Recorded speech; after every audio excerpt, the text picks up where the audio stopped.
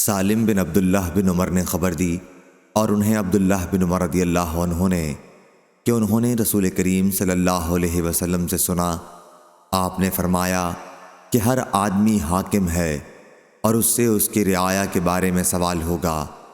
امام حاکم ہے اور اس سے اس کی رعیت کے بارے میں سوال ہوگا۔